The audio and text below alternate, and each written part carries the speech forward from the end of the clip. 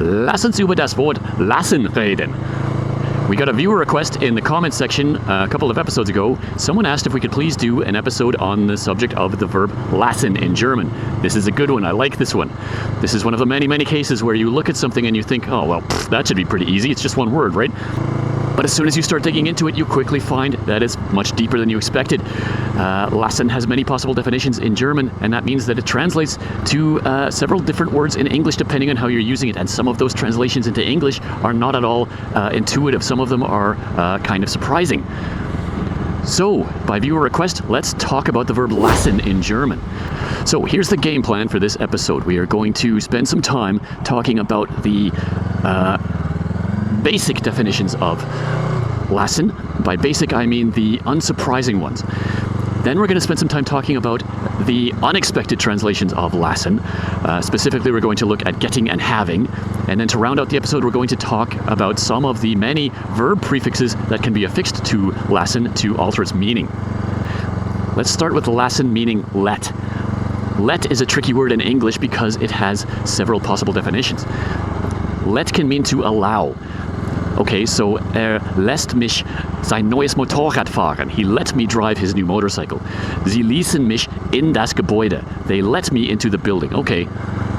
But let in English can also be used to suggest something. Here's one you've probably heard many times on this channel. Lass uns darüber reden. Let's talk about it. In fact, you heard it at the beginning of this episode. Lass uns über das Wort lassen reden. Let's talk about the word lassen. Let's drive there. Lass uns dorthin fahren. Let's play a game. Lass uns ein Spiel spielen. Lass uns can translate nicely into English as let's, in the sense of we should do that thing. Now, sometimes lassen doesn't translate as let. Sometimes it translates as leave, but leave in very specific context. For example, in English you can say, leave me alone. In German, that would be lass mich allein. In German, you can also say, lass mich in Ruhe, or lass mich in Frieden, leave me in peace. Stop bothering me. In English, that's leave. Lassen maps to leave there. But in some dialects of English, this is a regional thing, I think, where I live, you would say, leave me alone. But I have also heard, let me alone. It means the same thing, let me alone. And you can see the relationship between lassen as let, or lassen as leave, depending on what variety of English you speak.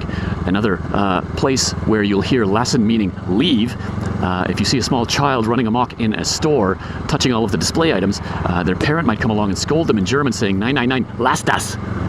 Lass das, literally leave that. As in, you're going to break it and I don't want to have to pay for it. Stop touching that.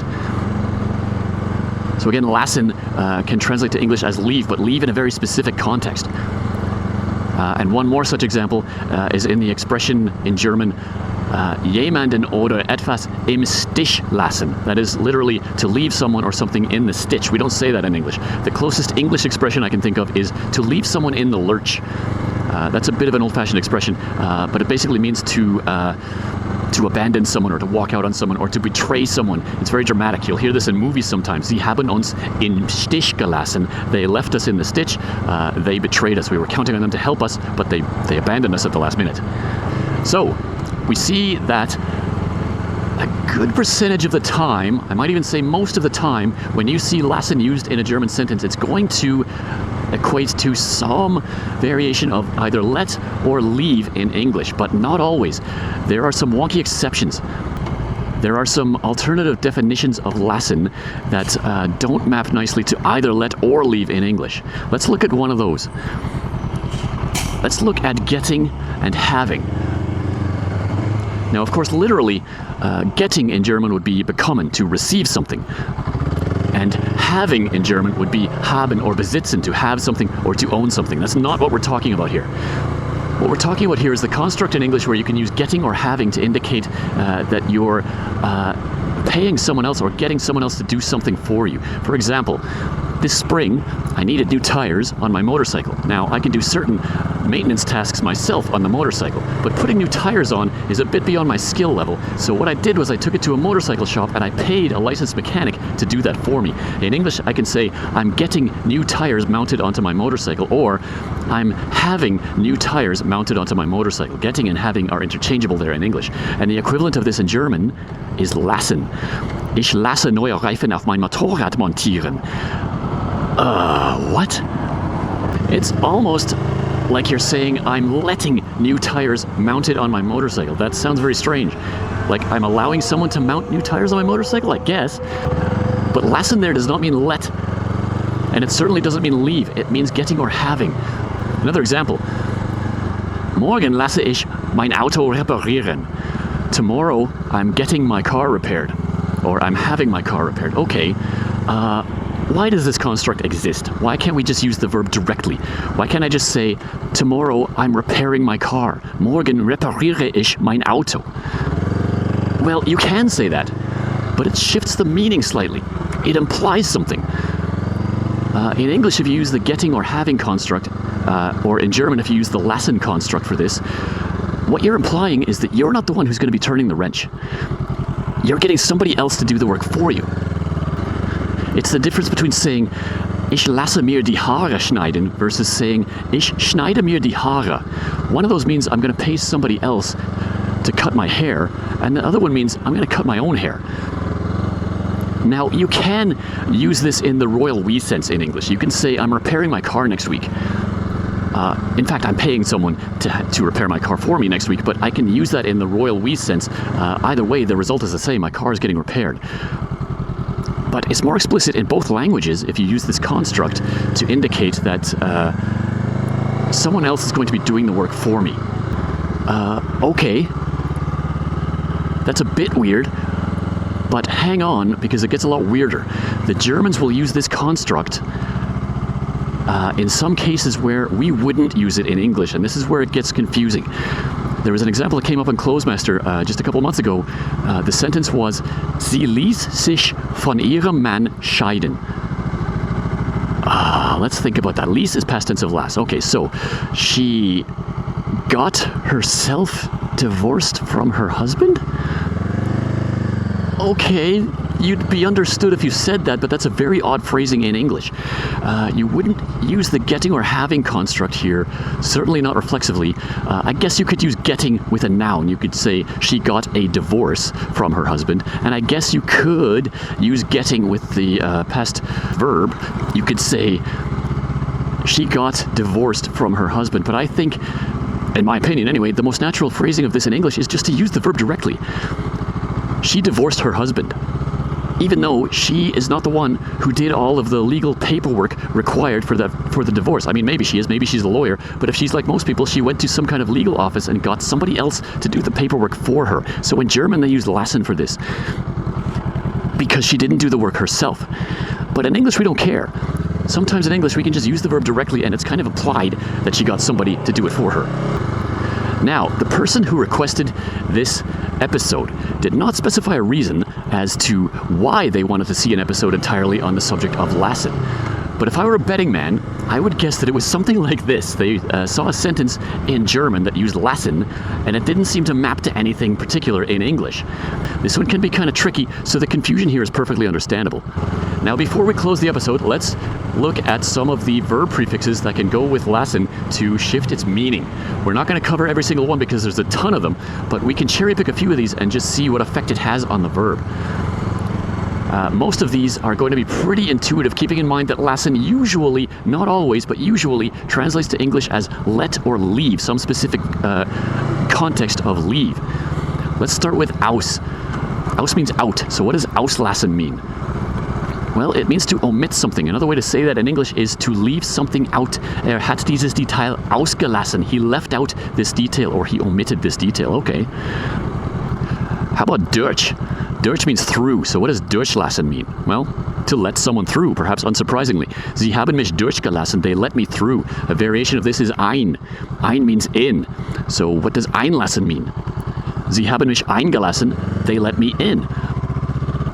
All right, so far so good. How about ent? We did a whole episode on the subject of the verb prefix ent. Ent usually means to reverse something or to do the opposite of something. So what does entlassen mean? This one's maybe not intuitive, but entlassen means to fire someone, or I guess more technically, it means to terminate someone's employment. It doesn't necessarily mean you were fired. In German, they have the verb feuern. to fire. It's very dramatic. You could say, ich wurde gefeuert. I was fired. It usually strongly implies that you did something horribly wrong. You botched a multi-million-dollar sale, or you made a drunken pass at the boss's wife at the company Christmas party, and they fired you.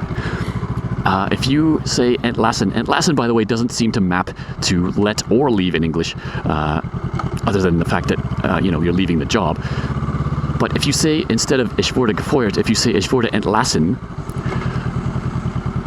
it's not necessarily the case that you did something wrong. They might have just let you go. Oh, I guess it does map to let in English, doesn't it? To let someone go. Okay, yes, of course. So, and yes, I think the implication is the same. To let someone go does not necessarily mean that they did something wrong. It could be for financial reasons. The company is downsizing and your position simply no longer exists. Another way to express that in German is fortlassen. Fort means fourth in English. It's archaic. And this one sounds kind of poetic to me. It might be euphemistic, but if you say, ich wurde fortgelassen, they let me go forth, figuratively speaking, like go forth into the world. You no longer work here. Okay, how about fallen? Fallen lassen. To let something fall. You can use this to mean to drop something. Ich habe es fallen gelassen. I dropped it. Whoops. But you can also use this not just literally but figuratively, like in reference to a plan or an idea that you're no longer planning on going through with. You can use fallen lassen literally to let it fall. You'll also occasionally hear this one on TV shows and movies in the expression lass die Waffe fallen. Literally, let the weapon fall. We wouldn't say that in English. In English, we would use the verb drop there, drop the weapon or drop the gun. In German, they say lass die Waffe fallen. Okay. How about hinter? This is a good one. Hinter means behind. So what is hinterlassen? Well, again, keeping in mind that lassen can sometimes translate to English as leave, hinterlassen is to leave behind. You can use this literally. You can say, ich habe meine Freundin hinterlassen. I left my girlfriend behind. Whoops. Or you can use this in a figurative sense. Hat einen starken Eindruck hinterlassen. He left behind a strong impression. In English, you would say he left a strong impression, or he made a strong impression. You can also say, bitte hinterlasse mir eine Nachricht. Please leave me a message. In English, we don't say behind there, but you can still see the relation between hinterlassen and to leave. And there's one more definition of hinterlassen that might not be intuitive in English, but it does work. And that is to bequeath something. For example, in English you can say, he left me the house in his will. In German that's, hat mir das Haus in seinem Testament hinterlassen. Literally, he left me the house behind in his will. We wouldn't use behind there in English, but we do use left. We do use leave there in English. To leave something to someone when you die is hinterlassen in German. How about verlassen means to leave, just straight up to leave. You can use this literally, like ich verlasse diese Stadt für immer, I'm leaving this city forever. Or you can use this in like a romantic sense, meine Freundin hat mich verlassen, my girlfriend left me, maybe because I left her behind. Or how about frei? Freilassen, to let someone or something go free, to emancipate. How about über? Über means over. Überlassen in German means to relinquish or to surrender something or to cede something. In German, you can say, überlass das mir. That would be, in English, leave it to me. Again, we see the relation between lassen and leave in specific context of the word leave. Leave that to me, überlass das mir. So, we could keep going. There's plenty more verb prefixes, but in the interest of time, let's cut it short there. I hope this was a good tour of the verb lassen, and I hope that this fulfills the request. Lassen is kind of tricky. The confusion here is understandable. In particular, I think the getting and having construct is probably the least intuitive part of using lassen in German. So thank you for that request. I love doing viewer request episodes. If you have a request, something you'd like to see covered in a future episode, as always, either write it in the comments down below or send me an email. And that'll do it for today. We will see you next time on Lernen und Fahren.